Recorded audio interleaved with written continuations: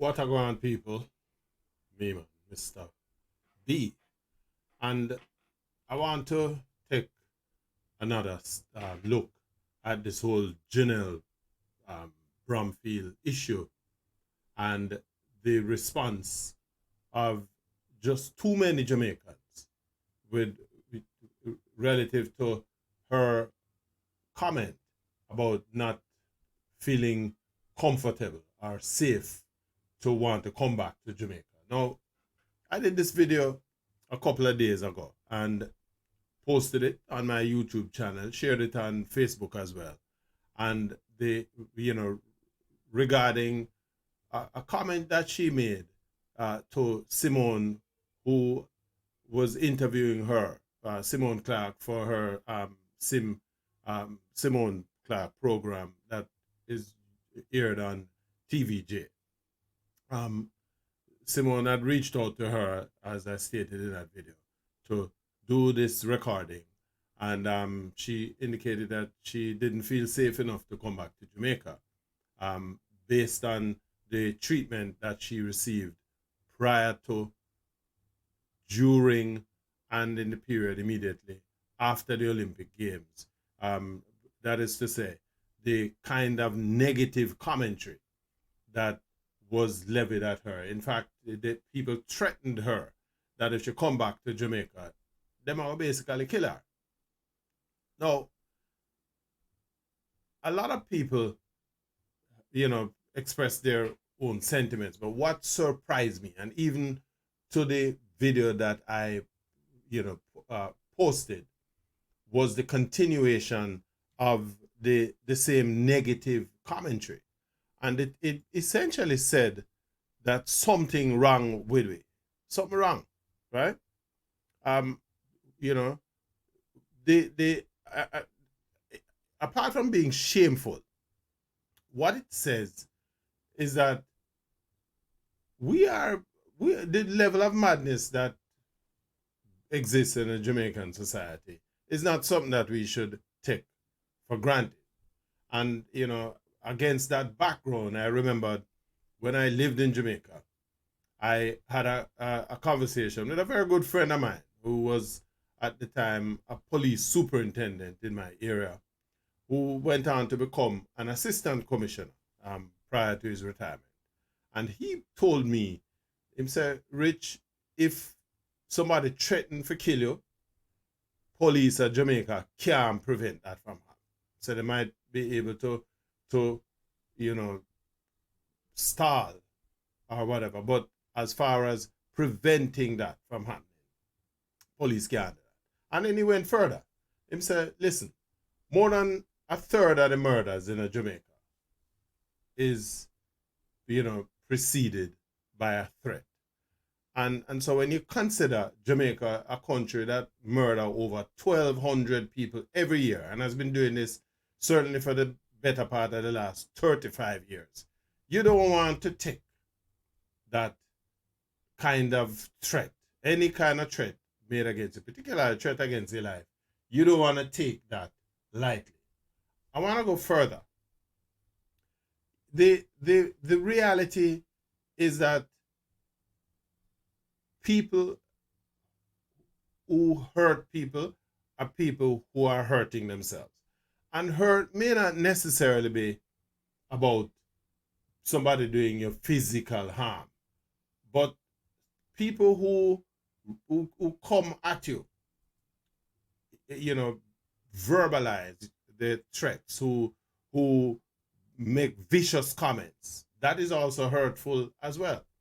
And so it looks back at something that is happening within the Jamaican space, the Jamaican psyche, that seems to suggest that we have a much bigger problem than we are prepared to admit to.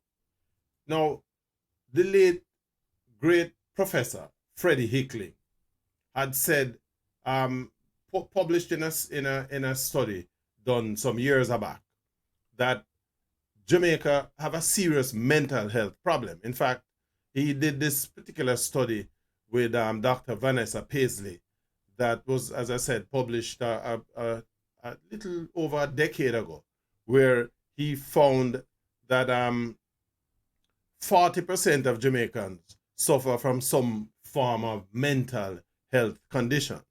Another survey that he had published a couple of years earlier, 2008, found that 20% of Jamaicans between the ages of 15 and 74 suffered from depression. And then to add to that, in an article published in the Gleaner in 2016, where Professor Hickling, who was, responding to an initiative, a World Bank initiative to bring mental health to the mainstream of global economic discourse, stated that if the whole gamut of mental health conditions were taken into account, including psychosis, personality disorder, and dementia, the prevalence of mental health in Jamaica would exceed 70%. 70% of the population. Now, it may sound like some really hard stats coming from the great professor. And for those who don't know, Professor Hickling is a professor of psychology. He was head of the mental health institution, Bellevue Institution, for years back in Jamaica before he passed away a couple of years ago. And so there is an argument that people, who hurt, people who are hurting, hurt other people. And we may wonder, as to the relevance of that. A lot of Jamaicans grew up in an environment where your parents bust your ass. There was a video a couple of years ago of a woman with a machete. I beat her picnic because the picnic out the road looked mad. And essentially, what it was saying is that anything that your parents catch when them in this state of anger, that's what them use to inflict corporal punishment. And so she have a machete. The girl could have put up her hand and the machete chop off her hand and thing.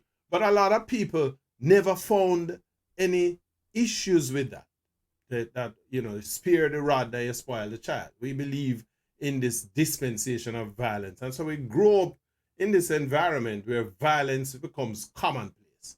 And because you are on the receiving end of violent treatment, whether from your parents, family members, both in terms of this corporal punishment mentality, that you don't see anything wrong with inflicting pain on somebody else. This is a way for straighten you out. Or you talk hard. You tell people just about anything will come out. Your parents make so there are them things now go on too good with them and them tell you some of the worst things. And, we believe that, well, we can apologize after. The bottom line is hurt people will hurt other people. And it is against that background that we have to look at this whole Junelle Bromfield thing. This is a young girl who has done well for herself. Nice looking Jamaican black girl who have, outside, certainly after her school track and field career, has represented the island on the international stage and has, garnered several medals, both as a member of our 4x400 meters relay team. She's a quarter miler and represented the island at the Olympic Games in Paris recently. Now, a lot of commentators, and a few rather, I've heard saying, well, if she did win a medal, maybe Jamaicans wouldn't deal with her so bad.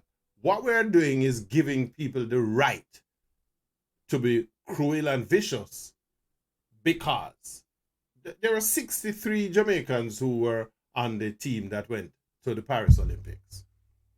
Jamaica won, 7 medals, which means that 56 of the athletes who went to the Olympic Games didn't win a medal. We're not seeing that kind of vitriol being spewed against them. And it shouldn't.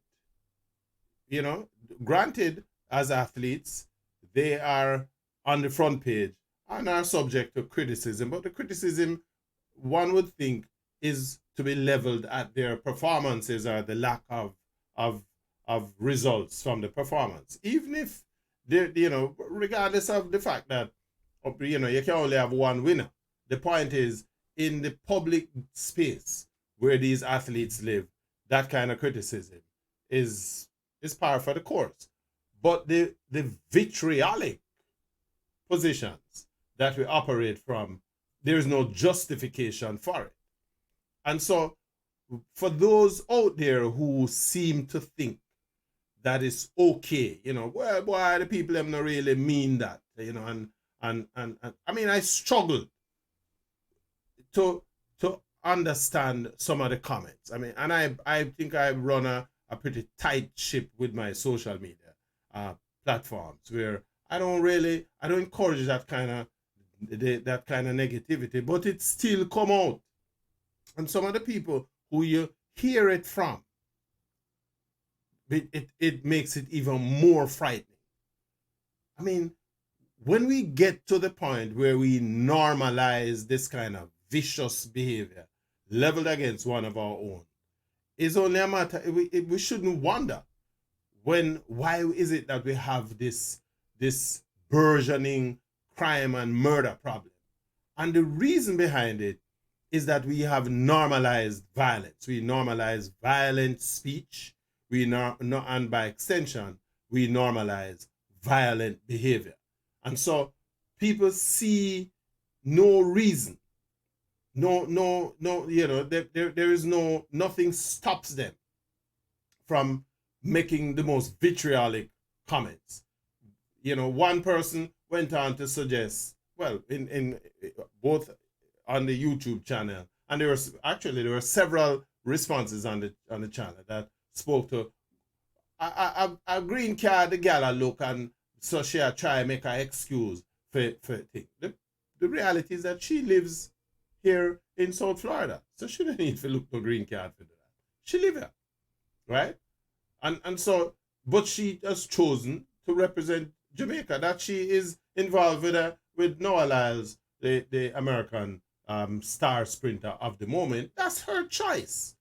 That is her choice. This is a young girl who are trying to make her way. And the question I would ask everybody out there, would you find this okay for this kind of vitriolic expression to be expressed against your own picnic, your own child, right? Somebody that you brought into this world. Would it be okay? And these are the questions we need to ask ourselves. We need to look at our experts. We need to guard ourselves against, you know, giving acceptance to this kind of vitriol, this kind of violent speech, hate speech, because that's what it comes. People say, "Oh, you're too soft." People from social media, them just run them out or whatever. The bottom line is, we live in a society of Jamaicans where madness is commonplace, far more commonplace than we think or we'd like to accept. And the reality is that even if the person who utter the hate speech, if you will, is not going to carry out those thoughts, there are others who are in the wings, who are seeing it as a green light to do harm. But we have to, listen, Jamaica, we have to do better than this. You know, and I am challenging everybody out there to check yourself. We need to pay attention to this kind of, you know, behavior, because at the end of the day, what we are doing is that we are green lighting violence, right? As one commentator said, "Oh, she can come at Jamaica and come in, you know, Squeegee come in late at night and with our security." Why does she need to have security? Why does another Jamaican who look just like the majority away, who has chosen as a career to track and field, represent the country, and deal with all of the nuances that comes with that, right, have to embrace this kind of negativity?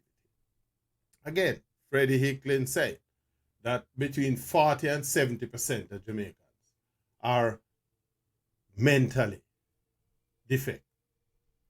And so in that equation, it is not unusual, wouldn't be certainly, that somebody who has seen this kind of drivel being presented in social media space and sees this as an opportunity to do something, to act it out. Brethren, we're in trouble. We are in trouble. And so, I would hope that time quickly heals this injury, if you will, that Miss Bromfield and our gentleman, Noah Lyles, see that, listen, I can't even find the expression, because how do you then say sorry for that? That somebody can decide, say, boy, I'm now go back on my yard, the place where I born and grew. And keep in mind that this is a young lady who had lost her mother less than 2 years ago, and within the same time period lost two of our brothers, right? So this is a person who is dealing with this kind of loss, this kind of death. And so how do we then, against that background, expect her not to take those threats seriously? Jamaica people mad. And may agree with Freddie, God rest his soul, that, things bad. There is just too many mentally defective people out there. And we have to find a way to close this up. Tell me what you think about what we think, right? Let me get your feedback in the comment. And if you haven't done so yet, subscribe to the channel so we can have these discussions. Let's carry this conversation. And let me get your feedback. If you like the video, hit the like button. Certainly subscribe. As we say, a lot of people out there sleeping on the thing. More than 30% of the people who respond don't subscribe to the channel.